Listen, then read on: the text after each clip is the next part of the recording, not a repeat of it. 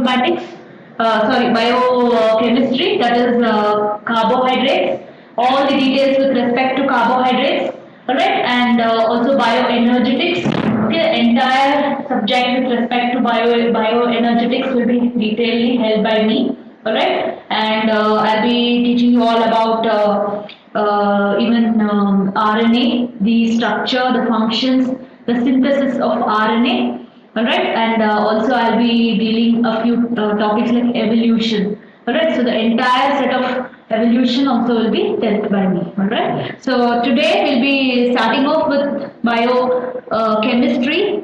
Okay, in that I'm going to take a small portion of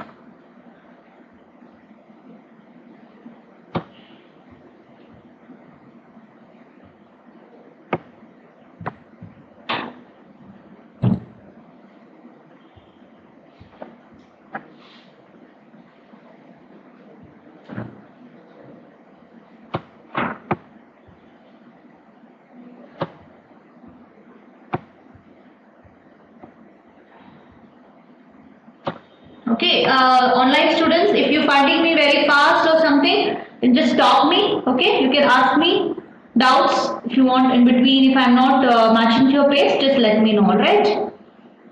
Okay, so I'll be dealing with the carbohydrate section in the composition, structure and functions of biomolecules. In that, I'll just brief you about what are the contents, what I'll be handling, okay, the basic introduction and the classes of carbohydrates, what carbohydrates are, okay, and what are the various types of carbohydrates, then the monosaccharides, okay, the various types of monosaccharides, the configurations and conformations, that is the structure of carbohydrates, the derivatives, oligosaccharides, okay, the glycosidic bond, the structure and functions of oligosaccharides, reducing and non-reducing sugars, what are polysaccharides, their types, structures and functions, glycoconjugates, that is the carbohydrates associated with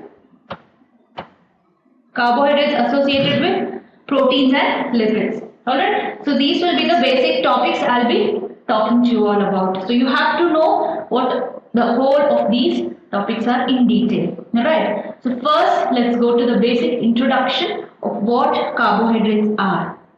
So as we all know, carbohydrates are the most abundant biomolecule on earth, right? So most of the living organisms, their basic component is carbohydrate. Alright, so if I tell the word carbohydrate, so what comes to your mind as its role, functions, or what comes to your mind when I say carbohydrate? Energy.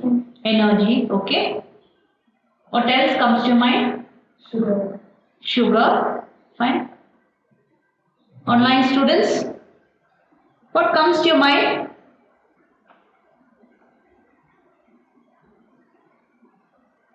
Tell me, are you only getting sugar and energy in your mind, or is there anything more to do with it?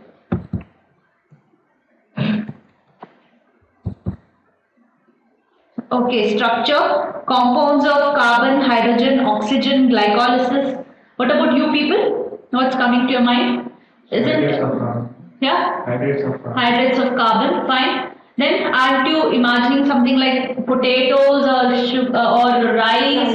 Okay, the dietary staple, what we Indians have, particularly chapati or rice or some milk, fruits, anything you think of what we generally take in has got loads of carbohydrates in it, right? So every person from layman to a person who knows about it talks about carbohydrates and eats carbohydrates. So much of it in our diet. So it is a main energy source and it forms the dietary staple for most people world over. Alright. So not only that, you can even think of photosynthesis, right? So the end product of photosynthesis is carbohydrates. So now if you can imagine the number of trees, the tons of carbon dioxide and water that the trees take in, and then the amount of carbohydrates it can give out. Alright. So not only that, you can think of the cellulose content, the structure. The trees are very rigid. They cannot move. So what gives rigidity to the tree is the carbohydrates again.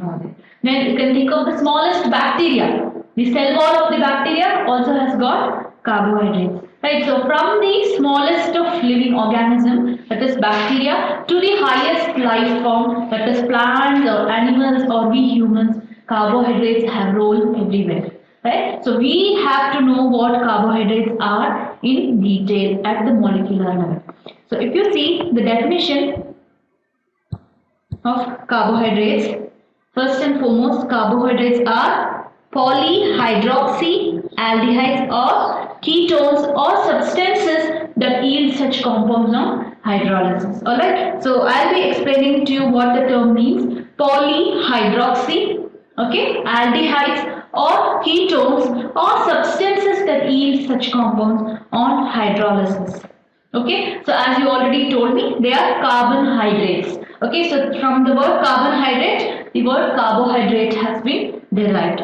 Saccharide is another name for carbohydrate, okay, derived from the Greek word saccharon and it means sugar. Alright.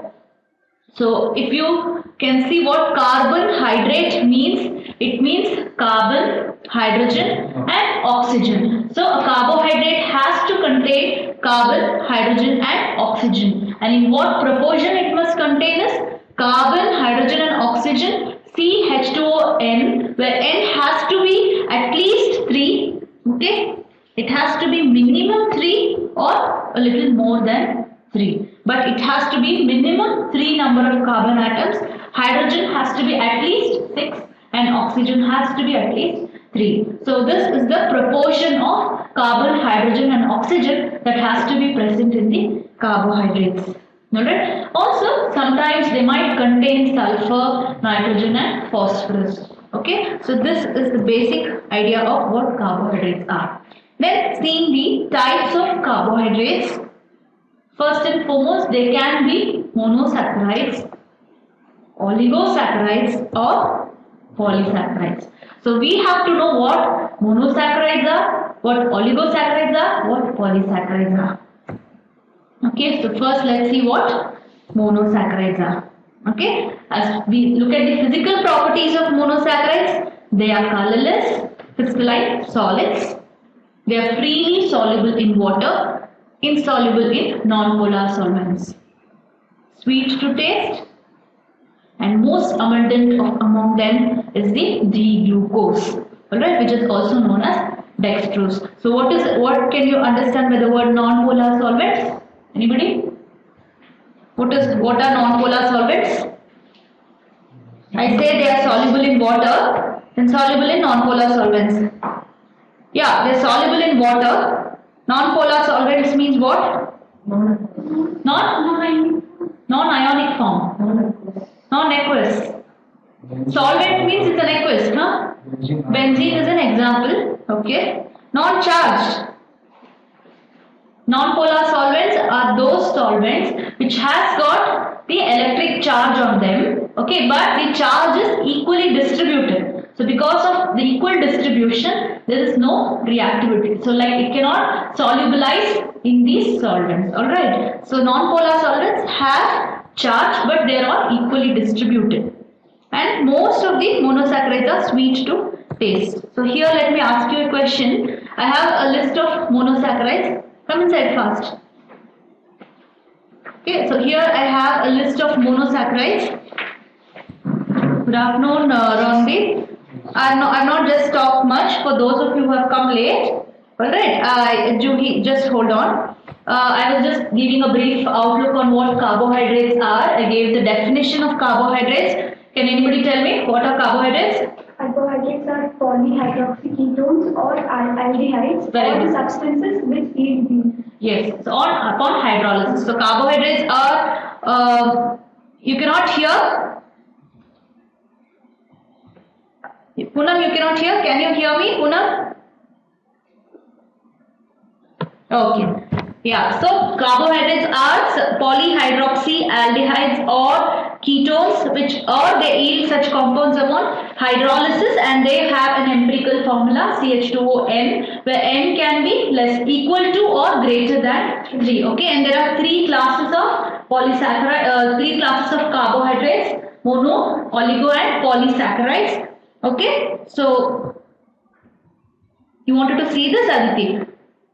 Alright. So these are the physical characters of monosaccharides. They are colorless crystalline solids, freely soluble in water. They are insoluble in non-polar solvents.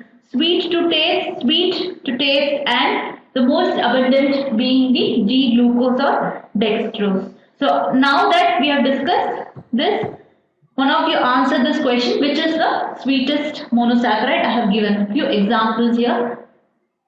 Okay, mono or disaccharide, whatever it is, a carbohydrate. Sucrose. Why? One of you tell me. Here, sucrose. It's a table sugar, so it's the sweetest. Glucose. Fructose. Why Anuja you're saying this? You don't find lactose the sweetest? Anybody? Why? You said that monosaccharides are sweetest. Monosaccharides are sweet to taste. I didn't say they are the sweetest. Fruits have fructose, so fructose only should be the answer. The answer is fructose, but it's not just because it's there in fruits. Okay, because if you see the perception of sweetness is given as for sucrose, it is a disaccharide. I'm not asking you whether it's a monosaccharide or disaccharide. I'm asking you which of the following sugar is the sweetest. Alright, so I'm not given the examples with respect to monosaccharides. Okay, so fructose is the sweetest because if you take the perception rate of sweetness, sucrose is considered as a standard 1. Okay, it doesn't have any unit. The perception rate is 1. So with respect to that, fructose is 1.7. Alright, and if you see glucose is around 0.6 and lactose is 0.1. So lactose is the least sweetest, okay, followed by glucose and then sucrose, and the most sweetest is fructose. On what basis the perception rate is given? Sucrose is taken as standard reference, just as 1. Right, with respect to that, the others are all considered. Okay, the perception, the sweetness of sucrose is just taken as 1. Okay, not any unit. What is perception gradient? The sweetness, okay, the general consideration of how much of sweetness is there is calculated as sucrose is 1. With respect to that, every other one is calculated. Poonam, why don't you just unmute? You should unmute, you can hear me then. You must have muted. Just unmute, then you can hear me.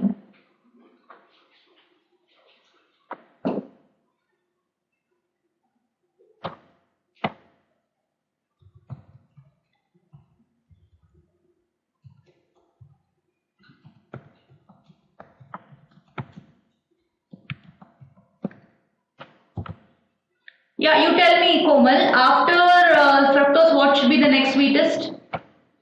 Here, this glucose, sucrose. Okay, with the same reference, sucrose becomes the next sweetest, then glucose and then lactose. Alright. Ma'am, do you have any tests for finding out this? There is no specific test. It's just that a set of people do perform the sweetness. Okay, like with taken its sucrose as reference, it is carried on. Alright. It's a perception rate. That's all. Okay, so then coming to the structure. Alright, structure of monosaccharides.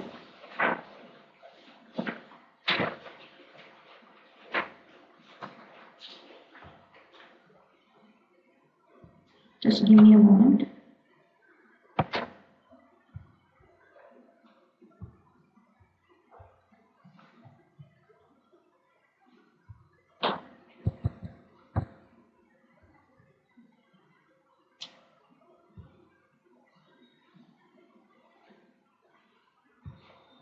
Now can you hear me, Poonam? I'm not muted you.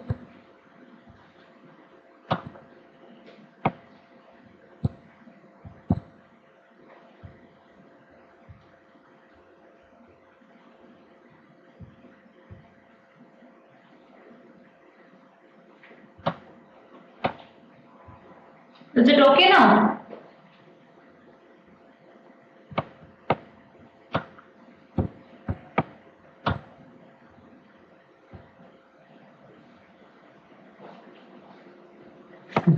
inside, come fast. Okay, so I was talking to you about the structure of monosaccharides. So I've already briefed you about this. These terms I've used here: polyhydroxyaldehyde or ketone. Okay, so a monosaccharide consists of a single polyhydroxyaldehyde or ketone. Alright, so a single polyhydroxy, that means it has got several hydroxyl groups, alright, and it has got aldehyde or ketone. Okay, so that means aldehyde or ketone group means that the C double bond OH group is either present at the end or in between. So I'll be talking about it. So look at the structure of glucose here. Okay, you can see that the backbone of this structure has got unbranched carbon atoms linked to one another, alright, by single bond. Okay, so it is an unbranched carbon chain and all these are linked together by single bond. Okay, so in open chain, that means that monosaccharides can exist also as closed chain. Okay, so in the open chain structure, first let's understand what open chain is. So open chain structure, you can see that the carbon atoms are all linked to one another in the backbone, okay, as a single bond, but there is one carbon atom alone which is double bonded to an oxygen, okay, and that carbon atom which is double bonded to oxygen forms the carbonyl atom. Okay, so that's the carbonyl carbon or carbonyl group. So that carbon atom which is double bonded to the oxygen becomes the carbonyl carbon. Alright, and every other carbon atom is attached to the hydroxyl group. So there is only one carbon atom which is double bonded to oxygen, and that carbon atom is called as the carbonyl group. And monosaccharides which has got 4 or more carbon atoms can form a cyclic structure. So in open structure it looks like this. Cyclic structure is a different arrangement. Alright, so let us see how these monosaccharides are positioned according to their carbonyl group. Okay, so if you look at these two different sugars, okay, you can make out the differences only with respect to the position of the carbonyl carbon. So carbonyl carbon or the carbon that is double bonded to the oxygen, okay, are either the position is at the end, okay, or it is at the any other position. And if the position of carbonyl group is at the end of the carbon chain, then it is aldose. And if the carbonyl group is at any other position other than the end of the carbon chain, then it is a ketose. Clear? So if those sugars have got a carbonyl group present at the end, it's an aldose, that is, it is an aldehyde group. And if the carbon is present in any other position in the middle of the carbon chain, then it is a ketone and it's a polyhydroxy ketone and it is a ketose sugar. So O stands for sugars. Okay, so it's an aldose or ketose. Not only depending upon the position of the carbonyl atom, carbonyl group, also based on the number of the carbon atoms, monosaccharides can be of various types.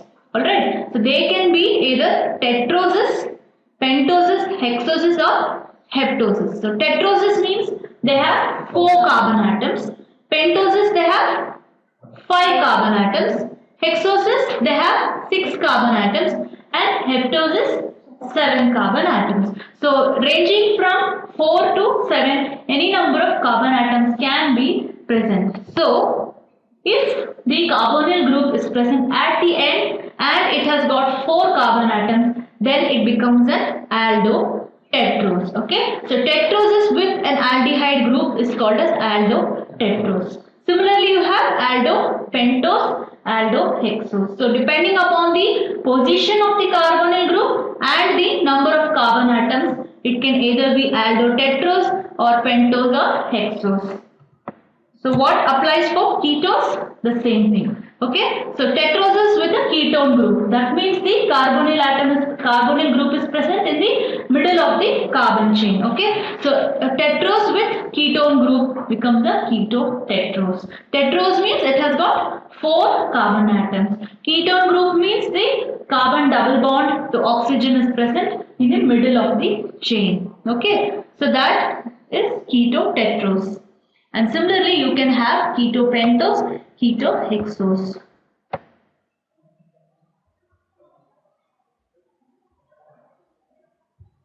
Just give me a minute.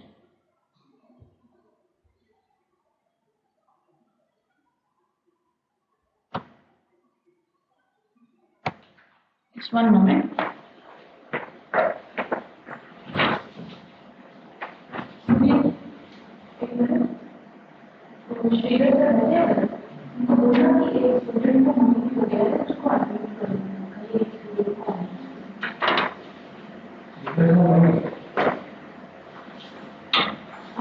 नहीं है तो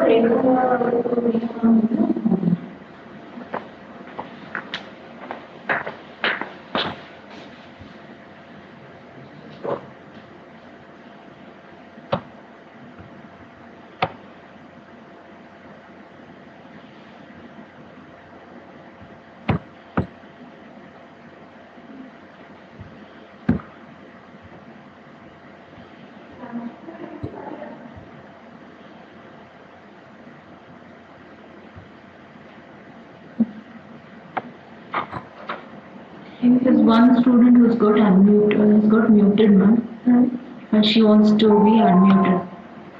Ask her to. I have asked her to unmute, but she's saying that I have muted her. I'm not muted. Every other student can hear me. Only she's not able to hear.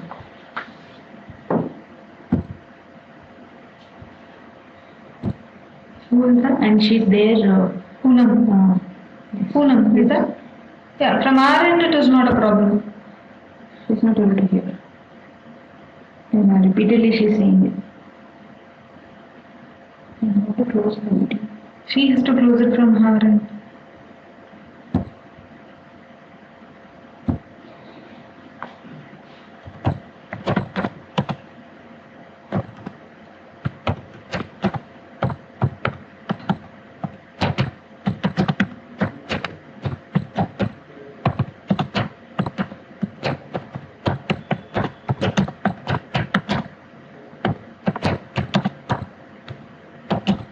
So every other student can hear me. She can.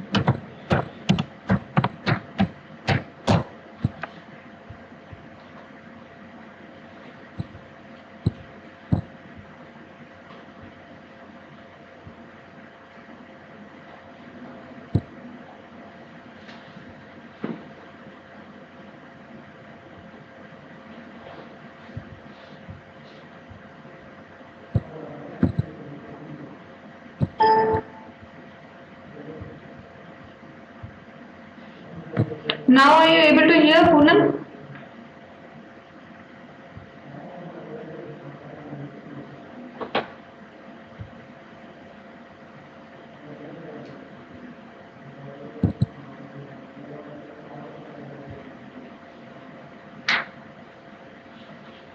Everybody is able to hear my voice?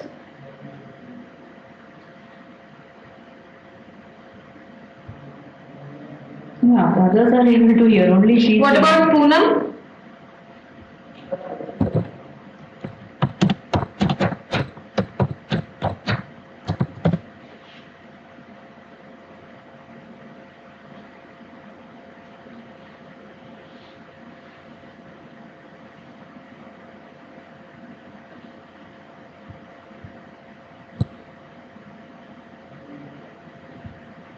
From our side we haven't muted it.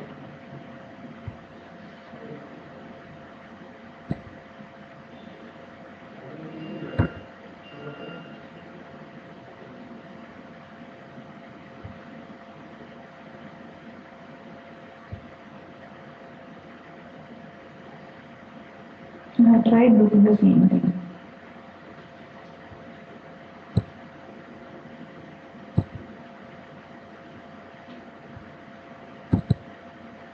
I think you can proceed with the class. There is nothing wrong from our side. Okay.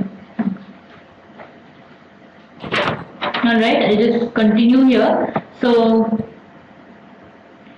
I was talking about the how monosaccharides are classified. Okay, so based on the position of the carbonyl group and based on the number of carbon atoms, it is classified as aldo, tetrose, or keto tetrose, or depending on you can, for example, say there are 5 carbon atoms and the position of the carbon atom is in the middle of the chain. And what is it? Very good. And if the carbon atom is at the end of the chain, the carbonyl group is at the end of the chain and it has got 3 carbon atoms, then Aldotriose. aldotriose, not tetrose, aldotriose. Alright. Fine. So these are a few examples of aldoses. Okay. So don't worry about what the D here is. Just have a look at the number of carbon atoms and the position of the carbonyl group. Okay, so you can see in all the examples here, the C double bond O is present at the end of the carbon chain. All right, and depending upon the number of the carbon, you can see the classification as 3 carbon groups here.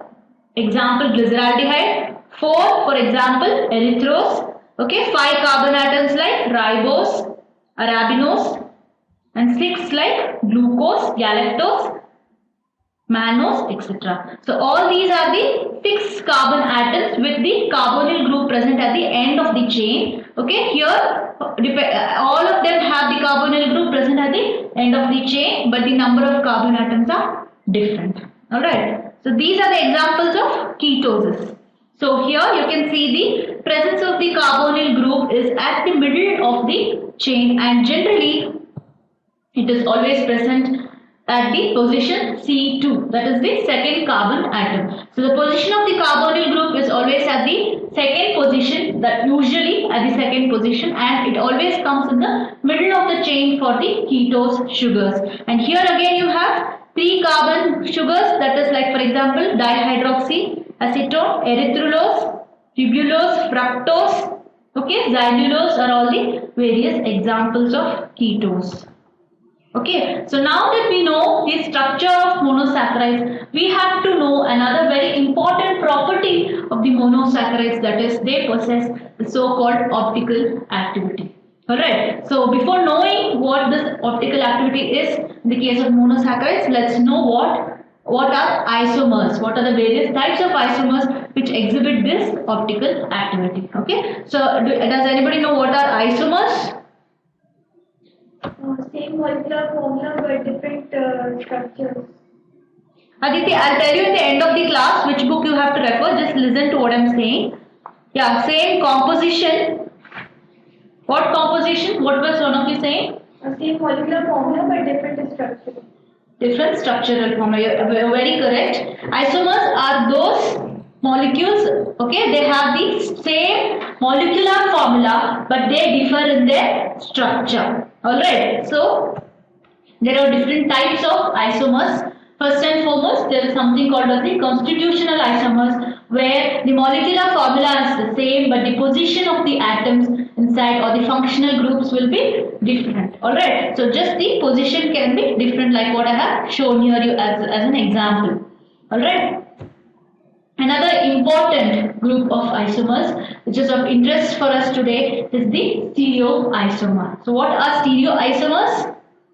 Different arrangement of the atoms. Very good, correct. So the molecular formula of the 2 different groups are the same, right? But the spatial arrangement of these or the geometric orientation of these molecules, atoms inside these molecules will be different. Alright, so they have the same structural formula but they differ in the way they are oriented in the space, alright, or they are positioned in the space.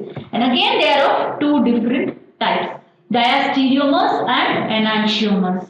Alright, so enantiomers are those which form non-superimposable mirror images of each other, like your hands. So you can see here is the right hand and the left hand. Okay, so no matter how I am going going to place the hands one above the other. Okay, the thumb is not going to fall on the thumb, and all other fingers are not going to position itself on the same fingers, but both the hands look the same. The molecular formula is the same, but no matter how I position them, they are not going to be superimposed. So these are non-superimposable mirror images of each other. So most of the molecules in nature which possess a tetrahedral structure will form enantiomers. And enantiomers are those stereoisomers which forms non-superimposable mirror images of each other. Alright, stereoisomers, diastereomers are those which has got some amount of rotation. Alright, but it is restricted here with respect to, like for example, the cis and trans, it is restricted with respect to the double bond here. Alright, and here the conformers, it is with respect to the single bond. So these will form, these do not form mirror images of each other, diastereomers. But whereas enantiomers, they form mirror images of each other, but the mirror images are non-superimposable. That means you cannot place the two molecules exactly one upon each other in the space. Okay, their orientation will differ. So our monosaccharides are enantiomers. Okay, our monosaccharides are enantiomers, and these enantiomers have the so-called the optical activity. Alright, so optical activity means they have the ability to rotate the direction of the plane polarized light. Okay, so what is plane polarized light? You all must have heard of this entire concept, right? From 8th standard or 9th chemistry, you must be hearing the stereoisomers, enantiomers, diastereomers, optical activity, and you must have heard of plane polarized light. So what are these? Plane polarized light. What is plane polarized light? Anybody from here? See, if you can see here, this is the source of the light. Alright. So the source, generally when light is produced at a particular source, this light will be produced in all the possible directions. Right. So when you are looking at light coming, okay, from a particular angle, then you can see light is falling from, it's coming in all directions. Alright. So now the light wave is a transverse wave. Now in order to give this light wave a standard plane, okay, a single direction, it will be passed through a polarizer. So polarizer is such a small opening, such a small slit, that through this slit, when the light falls, okay, it will be out through in a single direction or a standard single plane. Okay, and once this kind of a plane polarized light passes through our solution, okay, which consists of the optical isomer, that is which consists of the enantiomer, alright, then this solution has the ability to change the direction of the plane of the light. Okay, it's not going to change the direction of the light, but it will change the plane in which it is rotated. It is transversing. Okay, so that plane can either be in the left or right direction. Okay, so this is the basic concept of optical activity. So our solution here, optical isomer, is an enantiomer, which is the enantiomeric property exhibited by the monosaccharides. Okay, so our monosaccharide can either rotate the direction of the plane polarized light towards left or towards right. So that's a very important activity. And what is causing this nature is the presence of the so-called chiral center. Okay, the monosaccharides have got the so-called chiral center. So what is this chiral center?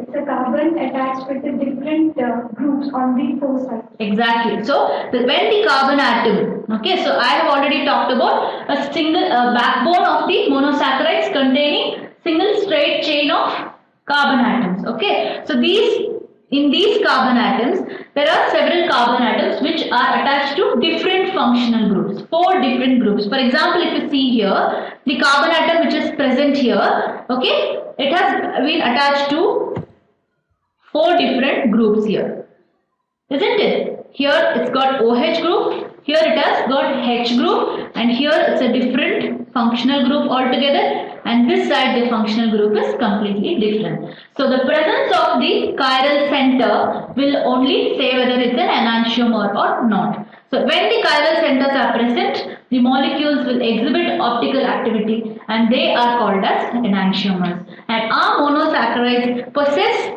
these chiral centers and so they are enantiomers, they have optical activity. Alright.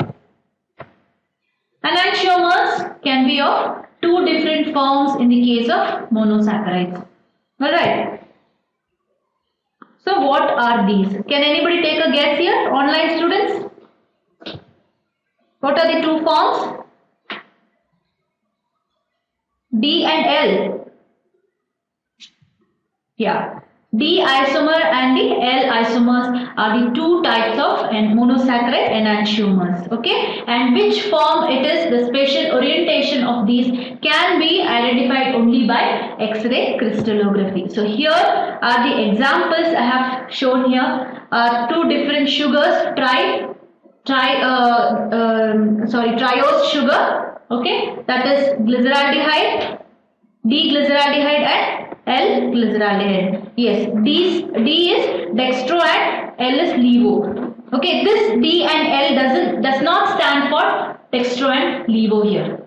Okay, dextro and levo are the two optical isomeric forms of monosaccharides, but this D and L does not stand for dextro and levo, but these isomers have completely different outlook. So let's see what that is. Okay, now here this example here, okay, this example here, on top what you can see is the structure of glyceraldehyde. Okay, it's a triose. I showed you previously. This is the triose glyceraldehyde, and here what you can see down here is the glucose. Okay, so the isomer is referred to as a D isomer when the position of the OH group here, okay, and the position of the OH group attached to that chiral center which is farthest from the carbonyl group. Alright, see, this is the chiral center. I have already told you what is a chiral center or a chiral carbon. That carbon which has got four different functional groups attached to it. Now this chiral carbon, okay, over here, this farthest chiral carbon from the carbonyl group. Right, this is the carbonyl group. So the position of the OH group here has to be the same as the position of the OH group in the glyceraldehyde. Then it is referred to as the D isomer. Alright. And what about the third carbon atom there? Whether it's not. See, the position of any other OH group with respect to any other carbon atom does not say confer whether it's a D isomer or L isomer. Okay, we have to only consider the position of the OH group, okay, with respect to the chiral center which is farthest from the carbonyl carbon.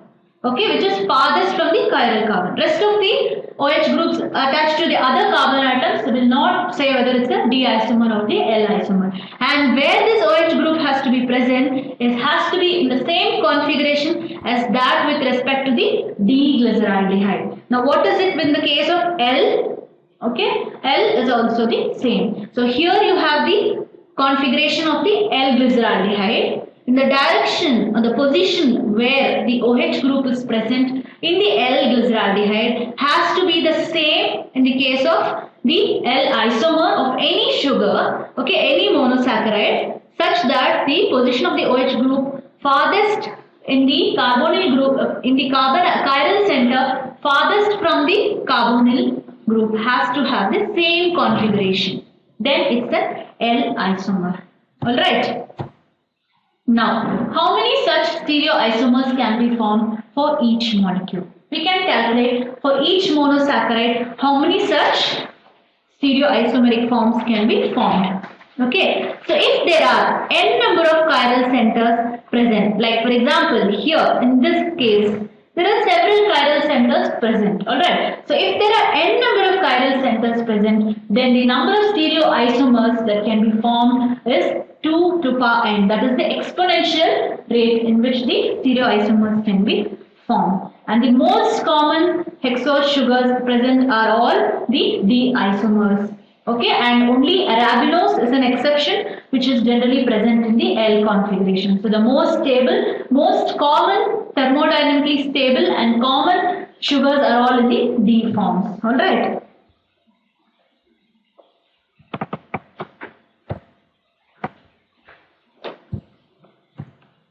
Now, I want you all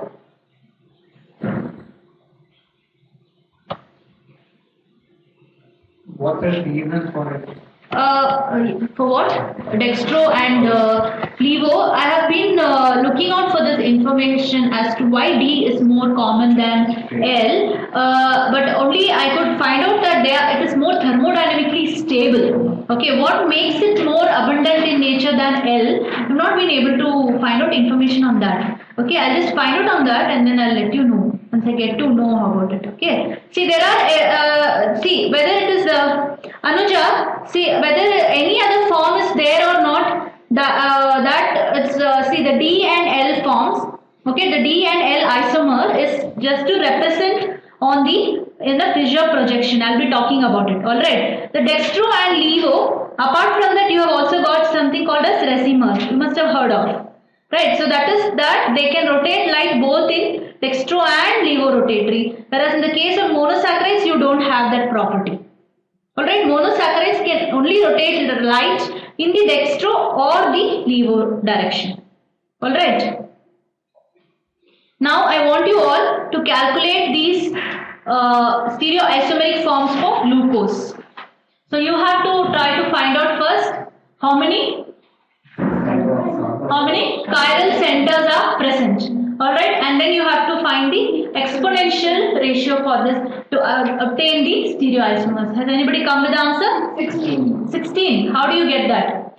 There are 4 chiral centers. Are you sure? You're sure there are 4? Anybody else from there, boys? Here, 4 chiral centers. Juhi, what makes you say there are 4?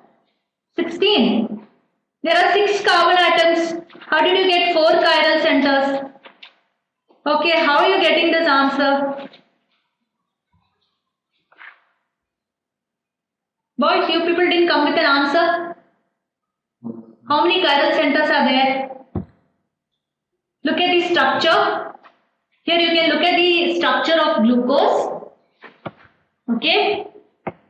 So when you look at the structure of glucose, you can see it has got 4 chiral centers. Okay, the first carbon atom, okay, is attached to double bonded to oxygen. So 2 of its bonds have been taken up by oxygen. So that's not a chiral center. Look at the second carbon atom. Okay, it is so clear that it is attached to 4 different functional groups. Right, OH, H and CHO onto one side and then the other functional groups. The same with the respect of C3, it has got 4 different functional groups. The 4th and the 5th. Why not the 6th? Because it has got 2 hydrogen atoms attached to it. So here if you see, the glucose has got 4 chiral centers and the stereoisomers that can be formed is 2 to power 4. That becomes 16. Right? See Aditi, what I am saying is, what you have to calculate farthest from the chiral center is only whether you have to know whether it's a D isomer or the L isomer. Okay, in order to differentiate whether it's an L isomer or D isomer, you have to consider the chiral center farthest from the carbonyl group. But whereas if you have to find out the number of stereoisomers that can be formed by this glucose molecule, then you have to count all the chiral centers, okay, only the chiral centers, and then you have to do a calculation 2 raised to n. Alright. So the position of the farthest chiral center is only for identifying whether it's a D isomer or the L isomer. Okay. Now, you have understood so far what are enantiomers, okay, D isomer and L isomer. There is something called as epimer. You have to know what epimer is. Alright, so epimers are two different sugars, completely two different sugars, okay, but their configuration will change only with respect to one carbon atom. Alright, you will understand better if I take this example. Okay, see, D-glucose and D-mannose are two different sugars. Okay, and in what way they are different? Only in the position of the hydroxyl group in the second carbon atom. If you look at the other carbon atoms, it's exactly the same. But the position of the hydroxyl group differs only in the second carbon atom, making it two different sugars, completely two different sugars, both in its physical property and chemical property. So these two sugars, which differs from one another, okay, in their position, in their hydroxyl group with respect to only one carbon atom, then they are called as epimers. I have another example here, that is D-glucose and D-galactose, which differs in their stereochemistry with respect to only the C4, the fourth carbon atom. The position of the hydroxyl group is different only there. Alright, so these are diastereomers because only with respect to one carbon atom there is a change in the position, the spatial orientation is different. So these are also stereoisomers, okay, because their molecular structure is the same. Okay, but they are two different sugars, completely two different sugars. Now tell me, you people, whether mannose and galactose are epimers. Look at the two structures and tell me if D-mannose and D-galactose, which are represented here, are epimers. No, why? Why, Juhi? Why do you say it's no? Two carbon atoms. Okay, if you look at the structure carefully, you can make out that the position of the OH group, okay, in two carbon atoms are different. Alright, but whereas if you look at the glucose and mannose, the glucose and galactose, they are epimers. Alright, so the mannose and galactose don't become epimers, whereas the second and the third carbon atom. So if you look at the mannose and galactose, the second carbon atom is different. Again, not the third but the fourth carbon atom is different.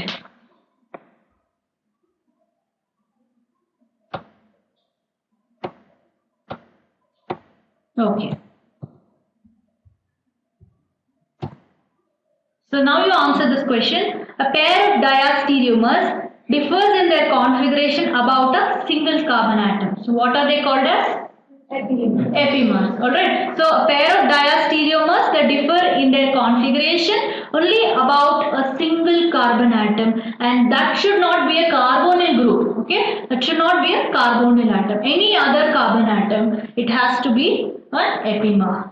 Alright. Now we have understood so far the open structure. Okay, so open structure is also called as the fissure projection structure. Alright, so why is it called fissure projection? Is because you have to represent the structure on a paper. So the planes are all represented in a paper in the fissure projection. Alright, now in aqueous solutions, okay, these monosaccharides do not exist in this linear open chain form. Alright, instead they form a cyclic structure. Okay, the same D-glucose, what you saw now as an aldohexose sugar, okay, does not exist as an open sugar in the aqueous solution, but it will start cyclic structure. It will start forming a cyclic structure, okay, in the aqueous solution. So how it looks in the cyclic structures? So all the aldotetroses, that is at least more than 3 carbon atoms should be there. Okay, 4 carbon atoms should be there. Okay, and all the monosaccharides with 5 or more carbon atoms and the aldotetroses will form cyclic structure. Okay, the trioses, that is the glyceraldehyde, okay, dihydroxyacetones are all trioses. Okay, 3 carbon sugars. They do not form cyclic structure because the number of carbon atoms are too less for them to cyclize. Alright, but if you look at the tetroses and the more number of carbon atoms present, the more cyclization will take place. Alright, so when the ring structure is formed, okay, there is a reaction between the aldehyde group or the ketone group and the alcohol group. Okay, there is an alcohol group inside the sugar and there is the aldehyde or ketone group inside the sugar, and there is a reaction which takes place between the two to form the so-called hemiketals or hemiacetal. So how does that look? I'll show you here. So you can see here, okay, there is an alcohol group, that is the OH group which is present, right? And there is an aldehyde group. Where is the aldehyde group? In the carbonyl carbon, right? Aldehyde group is present at the carbonyl carbon, that is the first carbon atom, and the alcohol group is present. Now these two will react and form the so-called hemiacetal. Okay, that is, if you take it in the proportion of 1:1, okay, they will react and form the hemiacetal. Now if there is an additional alcohol group, another alcohol group, then it will form an acetal. Okay, now that another alcohol group has to come, then it will come from some other sugar. Then it will form a disaccharide. Alright, so in order to form within the same monosaccharide sugar, it has to form a hemiacetal or hemiketal. Okay, ketal group, if it is present in between the chain, then the ketal group along with the alcohol group will form a hemiketal. So now you look at this structure. Which alcohol group and which aldehyde group? The aldehyde group of course is from the C1, that is the carbonyl carbon, okay, and the hydroxyl group is always from the 5th carbon atom. This C5 and the aldehyde group of the C1 will come together and form the hemiacetal linkage. Okay, and because of the formation of hemiacetal or hemiketal, there is an additional asymmetric carbon atom. What is asymmetric carbon atom? Asymmetric means chiral carbon. Okay, the chiral center. Chiral center means 4 different groups, functional groups are attached to it. Right? So asymmetric carbon atom is nothing but that carbon atom to which 4 different functional groups are attached. Okay, so because of the formation of hemiacetal or hemiketal, the additional asymmetric carbon is formed. Now how this looks, I'll show you.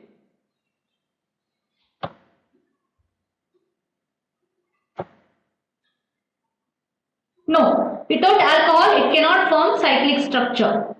It needs an alcohol group and it needs an aldehyde group or a ketone group. Okay, now you look at this, you'll understand. Okay, so here is the open chain form of glucose. Okay, now don't worry about what this beta stands for. I'll be talking about it. Here is the open chain form. As I told you, the first carbon and the 5th carbon, okay, will come to close proximity. Okay, they will come very close to each other in the aqueous solution. So how it comes closer is like this.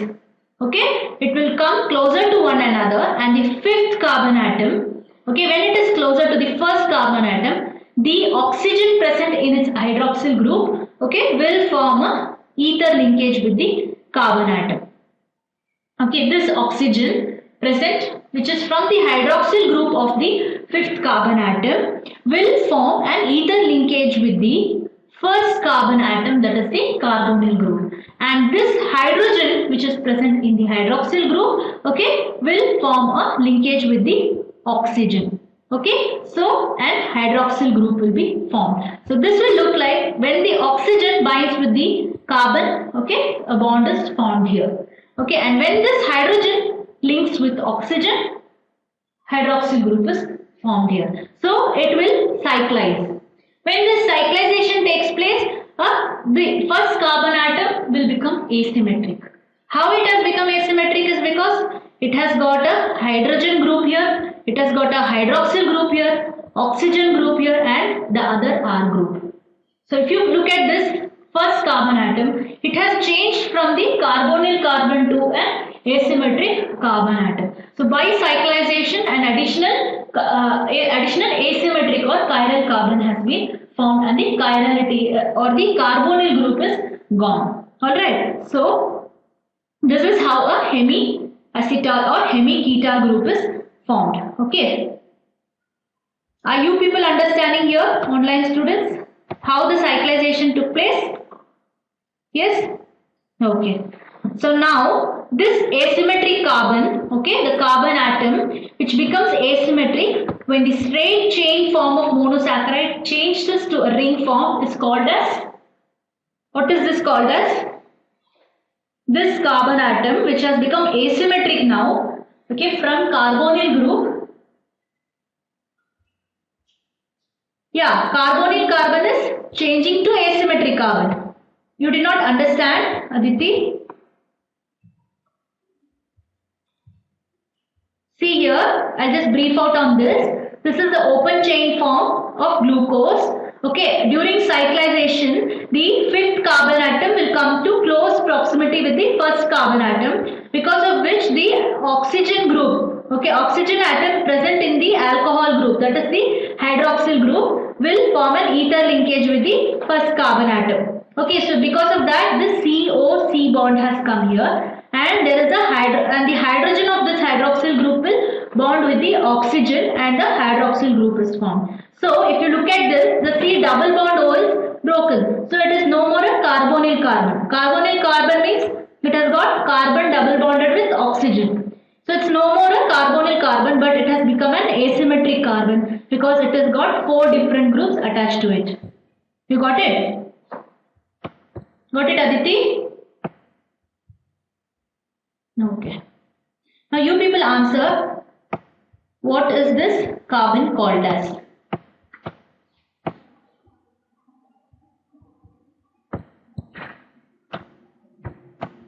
This carbon is called as anomeric carbon. Okay, I'll be talking to you about it a little while later. Look at this structure. So the ring structure, the cyclic structure so formed, okay, can be of 2 different types. Okay, it can form a 5-membered ring structure or a 6-membered ring structure. Okay, if it forms a 5-membered ring structure, then it is a furanose structure. If it forms a 6-membered, then it's called as a pyranose ring structure. Okay, so pyranose because it resembles this pyran structure, and furanose because it resembles this furan structure. Alright, so it's either called as pyranose or furanose. Okay, now you know what are enantiomers, what are diastereomers, D-isomer, L-isomer, alright, epimers, you have heard of all this. There is now a new terminology called as anomer. Alright, so what are anomers? Okay, which comes into picture when the monosaccharide cyclizes. Yeah,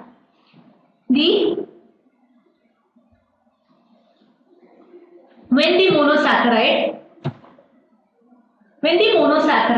will undergo cyclization, again 2 types of stereoisomers are formed. Okay, and these 2 types of stereoisomers that are formed are called as anomers. Okay, so with respect to the position of the OH group in this C1, okay, there are 2 types of anomers which are formed. Now this C1, okay, is the anomeric carbon atom. Okay, that which has become, newly now it has become an asymmetric, that is called as anomeric, or it is also called as a hemiacetal carbon atom. Okay, that's also called as hemiacetal, it is now anomeric carbon atom.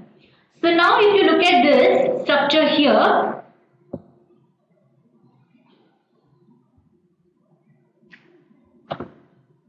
yes, Juhi. Carbonyl carbon is the carbon which has got 2 double bonds to oxygen, whereas anomeric carbon is the carbon which is formed after the cyclization of the monosaccharide. Okay, now you look at this, you will understand better. Okay, that is, once the cyclization of this open chain is formed, okay, the first carbon atom has come closer to the OH group of the 5th carbon atom and it has formed an asymmetric or the anomeric carbon. Now you look at the position of the OH group here, okay, there is a stereochemistry. The OH group can either be present upward or it can be present downward. Okay, so 2 types of isomers are formed and these 2 types of isomers are what are anomers. Understood? So these 2 types are the anomeric forms formed after the cyclization of the monosaccharide. So you look at this structure here, you have got, see Aditi, here you have the open chain, okay, it's undergoing cyclization where the OH group of the fifth carbon has come closer to the first carbon, okay, and after that, because of the esterification reaction, the OH group, now the first carbon atom has become asymmetric, right. Now you look at the position of the OH group here, OH group and the H group of this glucose and this glucose molecule. It can be present in two different orientations. Okay, the OH group can be either present upwards or it can be present downwards. Alright, so if the OH group is present, okay, opposite to the position of the sixth carbon atom. Look at the sixth carbon atom in this image here. Okay, the sixth carbon atom CH2OH and the OH group of the first carbon atom, both are opposite in their orientation. Okay, so their spatial orientation will be opposite. Then it is an alpha glucose. Alright, the anomeric form is alpha. And if the OH group, okay, is in the same orientation as the sixth carbon atom, then it is the beta anomer. Alright, so if the anomer is alpha, then the OH group in the first carbon atom is opposite to the orientation of the sixth carbon atom. And if it has to be beta, then this OH group of the first carbon atom is in the same orientation as the first sixth carbon atom. And this rule is applied for every other monosaccharide. Like if you look at the fructose, okay, which is a furanose form. Okay, furan structure because it's a 5-membered ring structure. Okay, the position of the first carbon, the OH group, is the same as the sixth. So this is an alpha. And the position of if the position is opposite, then here, sorry, it's not opposite, the OH group here. You have to look at the OH group. Okay, the OH group is the same as the sixth carbon. Then in that case it is beta. Alright. So for beta it is in the same direction. For alpha it is opposite to the direction of the sixth carbon atom. Now, you will look at this image here, okay, and tell me whether it's an alpha anomer or a beta anomer. Beta, alpha, huh? If you're saying the answer, substantiate your answer. What makes you think it's alpha? Alpha? What makes you think it's alpha? Because the OH group at the first carbon position is in opposite orientation with respect to the sixth carbon. Exactly. Okay. So if you look at the sixth carbon atom here, okay, the position of the sixth carbon atom is opposite to the orientation of the OH group on the first carbon atom. Okay, like you can look at the picture here. Okay, the OH group is downwards. Okay, and the CH2OH, the sixth carbon atom, is upward. So spatially it will be horizontal. Okay, and OH group will be downwards. Okay, so if the orientation, the spatial orientation is going to be opposite, then it's an alpha. What about this? It has to be beta. Okay, so the OH group is horizontal here. Okay, the spatial orientation of this carbon atom is also going to be horizontal. So if you look at this projection here, it is beta. So this kind of a representation is the Haworth projection. Okay, Haworth projection means the representation of the cyclic group. Okay, the cyclic structure of monosaccharides. When it is represented on a plane of paper, you cannot show the exact orientations, spatial orientations, right? How can you show the horizontal on a piece of paper? So you will be showing it upward. Okay, and downward you will be showing it downward. So that is Haworth projection. But if you look at it in nature, okay, the horizontal is represented as OH here. This CH2OH is also horizontal in nature. Okay, if you have to represent it here in the paper,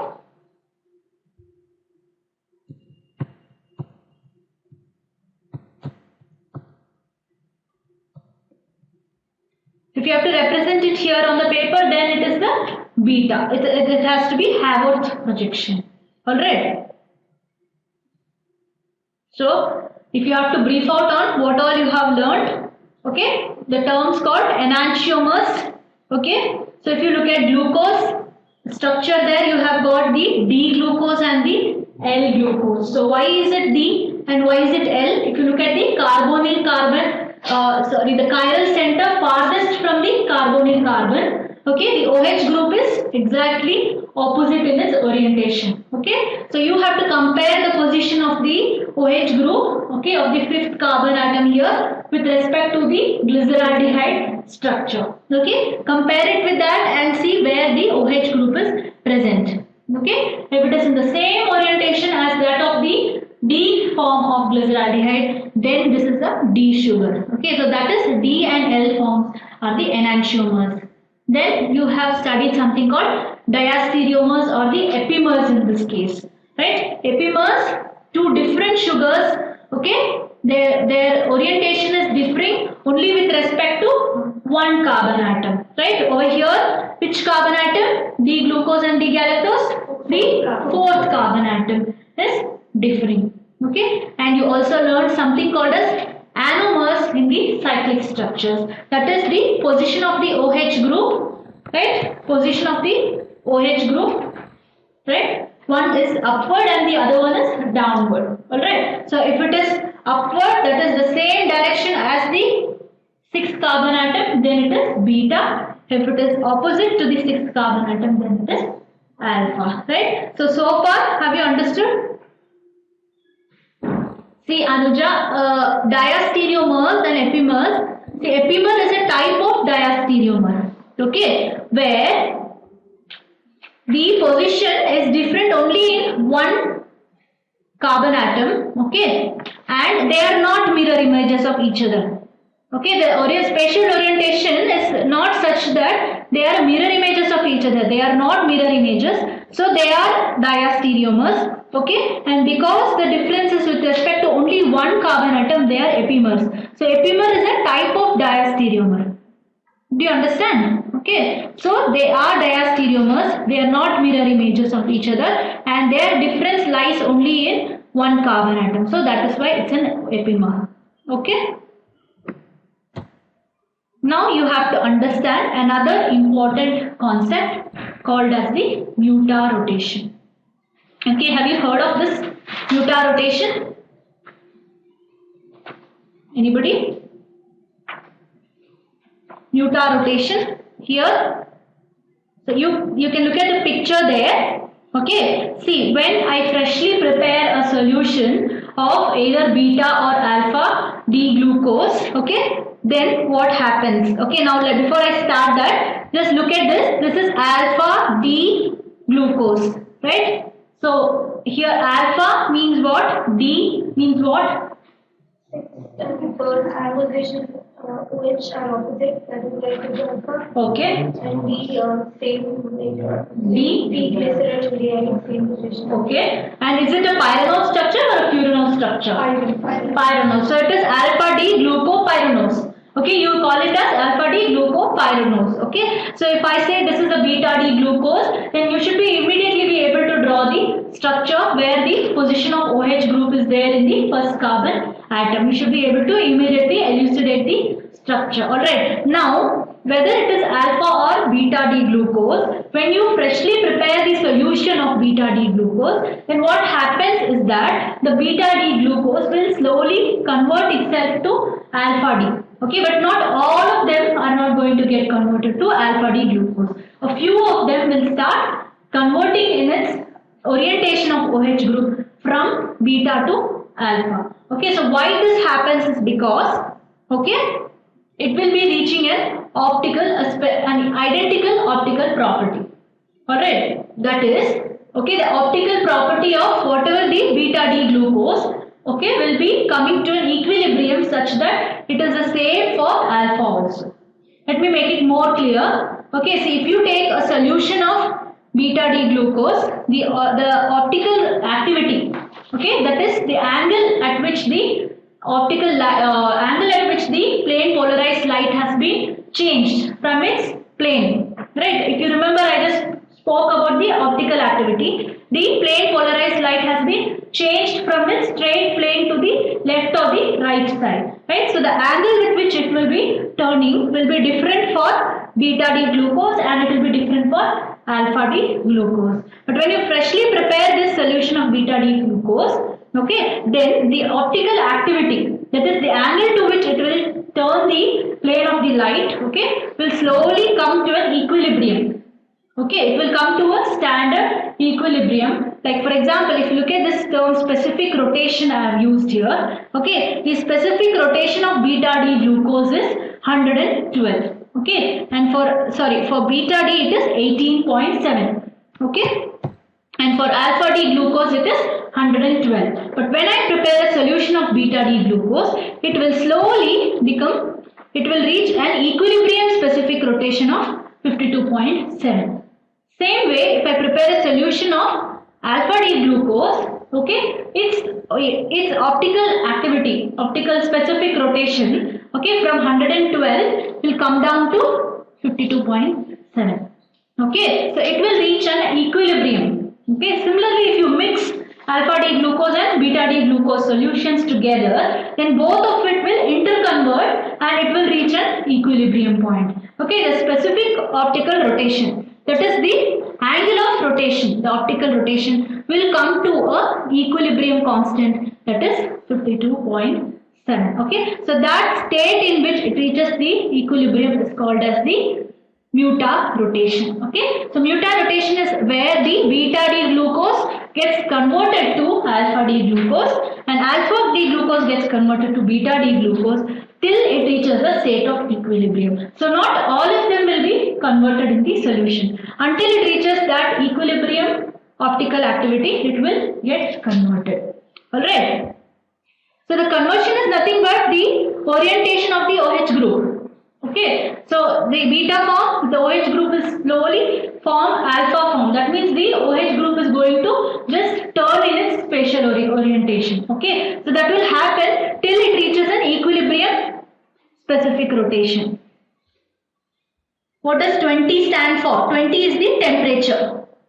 Okay, that 20 is the temperature and D stands for the absorbance. Okay, that is 589 is the absorbance at which it happens. Okay. So at that absorbance at 20 degrees centigrade, the optical rotation was 52.7. From 112.7 of beta, it comes down to 52.7 and 18.7 of alpha will increase to 52.7. Okay, so both of this will come to an equilibrium. Alright. So that solution will finally consist of 1/3 of alpha D glucose, 2/3 of beta D glucose and very small amount of this linear. Okay, so linear form has to be formed as a transient stage of conversion.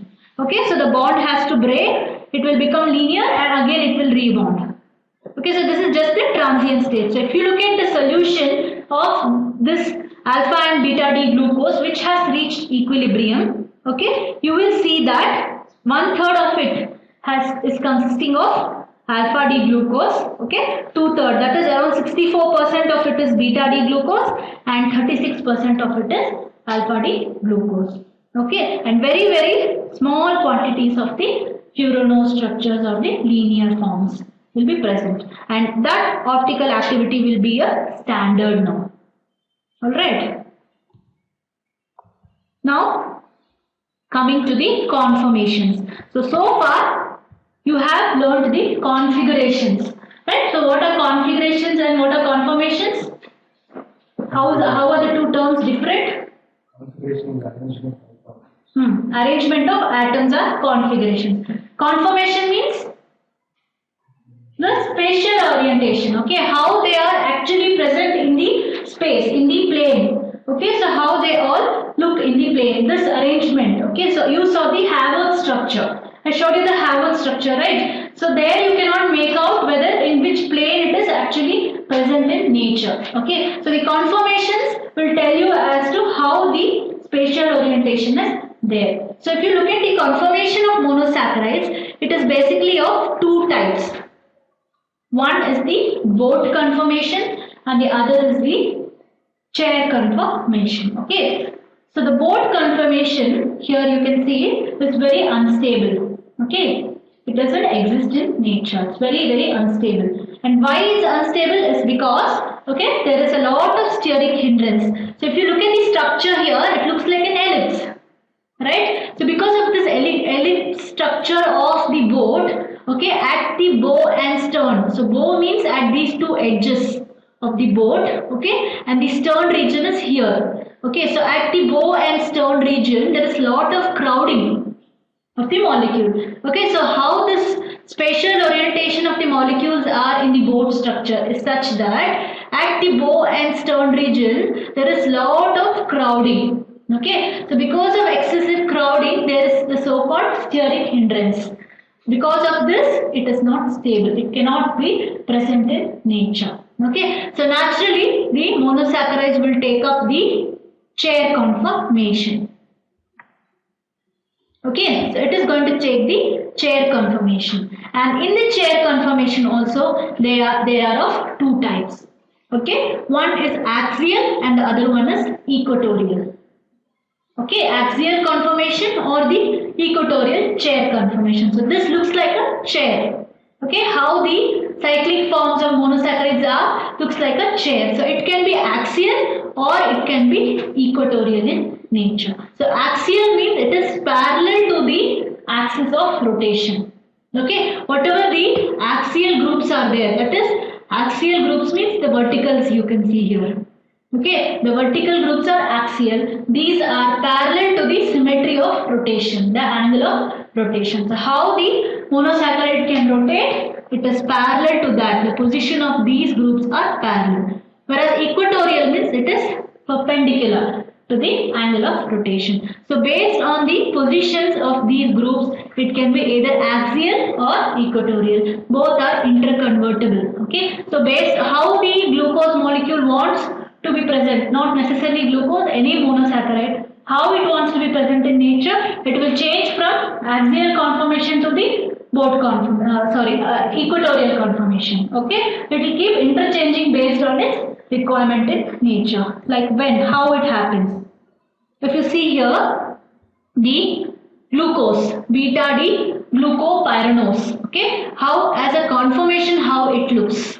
Okay, so this is the chair conformations. If you look at the equatorial conformation, okay, you can see that all the OH groups are present outward, right? You can see all the OH groups are present outward. Whereas here in the axial position, some of the OH groups are present inside and some are present outside. Okay, so when all the OH groups are present outward, okay, then it shows more reactivity in this kind of a conformation. Okay, in this kind of conformation is more reactive is because OH groups are easily available for esterification, right? All the OH groups are present outward in this conformation makes this conformation more reactive, okay, and giving a lot of chance for reactions to take place because OH groups are all easily available. Okay, and here if you look, all the hydrogen groups are there available, but OH groups are not easily available. Okay, not all OH groups are available. So this conformation is more prominent during the reactive stages of glucose. Okay, so this is very minimally restricted stage. The equatorial conformation is less restricted, whereas the axial is more restricted. Okay, do you get my point? What do I mean by saying this is minimally restricted? That means it is present more. Okay, you can see it more predominant compared to the axial conformation. Okay, and why that is more predominant? Because it will help glucose to be more reactive and so make it more abundant in nature. So this is one reason as to why glucose is most abundant molecule in nature. Okay, so why glucose is most abundant is because it has got this kind of a conformation where all the hydroxyl groups are present outside. Okay, so this is a luck for glucose because only in the structure of glucose all the hydrogen groups are outside, all the hydroxyl groups are present inside. All the hydroxyl groups are present outside.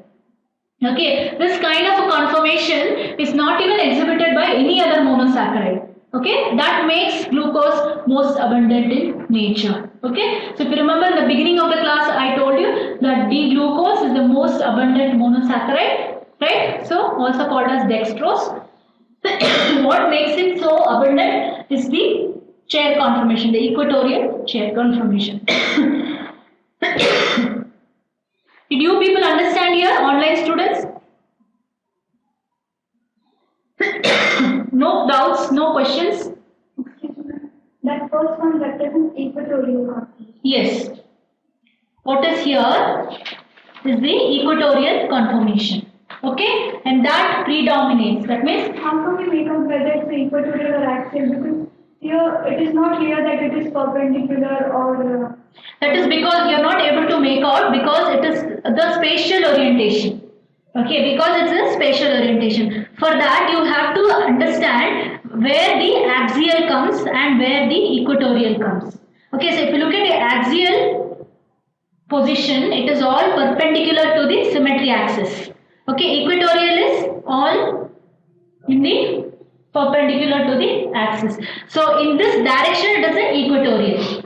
Okay, even though you can make out that the groups are the same in both the cases. Okay, this direction of orientation is equatorial and this direction is axial. Okay, how you are differentiating is because for glucose all the OH groups are outside only in equatorial. Okay.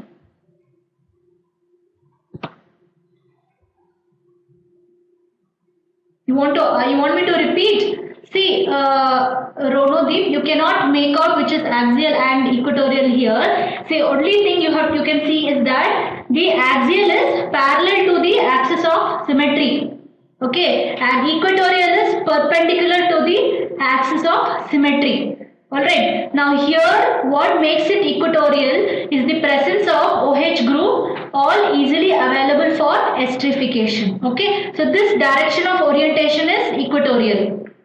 This direction of orientation is axial. Okay, now this is equatorial is more predominant than axial is because of the availability of the OH groups. Okay, it is interconvertible. When a monosaccharide is present in nature, it can be present in either axial or the equatorial forms. Okay, which is more common in nature is that which will give it more reactivity. Okay, and both conformations are not common in nature because of steric crowding. That is nothing but inside the bow and stern region, all the groups start crowding against one another. Yeah, under what conditions is that? When it is in the reactive state, that is, say for example, glucose has to become glucose 6-phosphate in glycolysis, right? So if it has to become glucose 6-phosphate, then its OH group has to be available for esterification. Then in that case, it will take up the equatorial conformation. Alright? Am I clear? Aditi? Okay. Now the next topic is monosaccharide derivatives. I will not be going into this today because first you all have to be very clear with the structures, okay, of what are the structures of monosaccharides, Fischer projection, Haworth projections, okay, and also you have to understand what are epimers, anomers, enantiomers, okay, and also the different structures. Like if I ask you the structure of glyceraldehyde, you should be able to tell me. Glucose, you should be able to tell me. Okay. So basic monosaccharide structures you have to know. Some few important examples of aldoses and few examples of ketosis you have to know. And how you have to know it is only by repeated practice. Okay. So you all must go back home and take out some books and have a look at these structures. Okay. Learn up these structures properly and try to understand what I have taught so far. Okay. So what are chiral centers? What are carbonyl groups? Okay, all these terminologies you have to know better so that we can proceed. Alright, so there are a few books which you can refer to. Okay, most importantly Leninger, okay, and Voigt and Voigt are two very good books for this topic. Alright, apart from that you can have a look at Stryer also. Yeah, these PPTs will be available for you in the study portal. Okay? Yeah. You can have a look at them. Okay, you can go through them once again, and also you can go through some standard books. Do not refer to Indian author books. Okay, you will get the right information only in some standard books like Leninger and Voigt and Voigt. Okay, like for example, this confirmation, you will get information at Voigt. Okay, few other details like basic idea, then you have to go through Leninger. Okay, so have these two books along with you while studying. At least you should have Leninger with you. It will be better if you have a personal copy. I think ma'am would have guided you on the library facility and all that, right? Fine.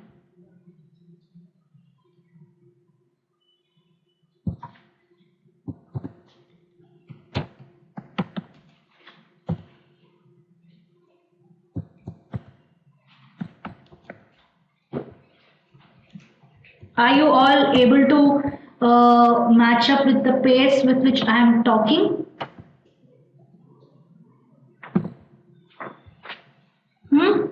Offline students. To you people only I am asking. You all are getting my pace? Good. How about you people?